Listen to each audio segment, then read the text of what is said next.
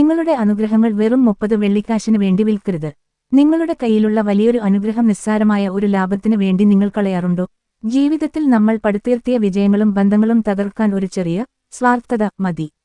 ഈശോയെ 30 വെള്ളിക്കാശിന് യൂദാസ് ഒറ്റിക്കൊടുക്കാൻ തീരുമാനിച്ച ഈ വിശുദ്ധ ബുധൻ നമ്മുടെ ഉള്ളിലെ ചതിയനെ തിരിച്ചറിയാൻ നമ്മെ ഓർമ്മിപ്പിക്കുന്നു. പോസിറ്റീവ് വിങ്സ് ടു സക്സസ് ഇലേക്ക് സ്വാഗതം. ജീവിത വിജയത്തിന് തടസ്സമാകുന്ന ആത്മീയ കെണികളെക്കുറിച്ച് ഇന്ന് നമ്മൾ സംസാരിക്കുന്നു. ഈ വീഡിയോയുടെ അവസാന ഭാഗത്ത് നിങ്ങളുടെ ജീവിതത്തിലെ തടസ്സങ്ങൾ മാറാനും സാമ്പത്തികമായ കെണികളിൽ നിന്ന് രക്ഷപ്പെടാനും സഹായിക്കുന്ന ഒരു പ്രത്യേക പ്രാർത്ഥന ഞാൻ പങ്കുവെക്കുന്നുണ്ട്. എന്തുകൊണ്ട് ചാരബുധൻ? വിശുദ്ധ ബുധനെ സ്പൈ വെൻസ്ഡേ എന്ന് വിളിക്കുന്നു. കാരണം യൂദാസ് ഒരു ചാരനെപ്പോലെ ഈശോയുടെ കൂടെ നടക്കുകയും എന്നാൽ രഹസ്യമായി അവിടുത്തെ ശത്രുക്കൾക്ക് കൈമാറാൻ പദ്ധതിയിടുകയും ചെയ്തു. നമ്മുടെ ജീവിതത്തിലും ഇതുപോലെ ചില ചാരന്മാർ ഉണ്ടാകാം. അത് പുറത്തുള്ളവരല്ല, മറിച്ച് നമ്മുടെ ഉള്ളിലെ അമിതമായ അത്യാഗ്രഹം, അസൂയ, പെട്ടെന്ന് പണക്കാരനാകാനുള്ള കുറുക്കുവഴികൾ എന്നിവയാണ്.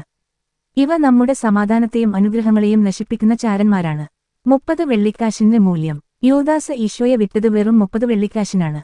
ഇന്ന് നമ്മളും പലപ്പോഴും നമ്മുടെ മൂല്യങ്ങളെയും സത്യസന്ധതയെയും ചെറിയ ലാഭങ്ങൾക്ക് വേണ്ടി വിൽക്കാറില്ലേ? ഒരു ചെറിയ കള്ളം പറഞ്ഞാൽ കിട്ടുന്ന ലാഭം, മറ്റൊരാളെ തകർത്ത് കിട്ടുന്ന വിജയം. ഇതെല്ലാം ആ 30 വെള്ളിക്കാശിന് തുല്യമാണ്. താൽക്കാലിക ലാഭത്തിനു വേണ്ടി ശാശ്വതമായ അനുഗ്രഹങ്ങൾ നമ്മൾ നഷ്ടപ്പെടുത്തരുത്. ആത്മീയ ശുദ്ധീകരണം.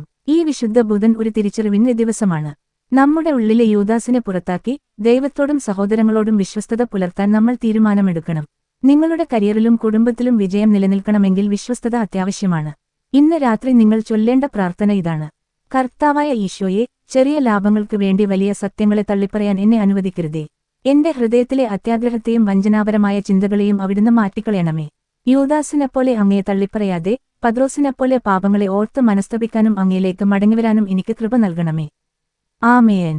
ഈ സന്ദേശം ഉപകാരപ്പെട്ടുവെങ്കിൽ ആമേൻ എന്ന് കമന്റ് ചെയ്യുക.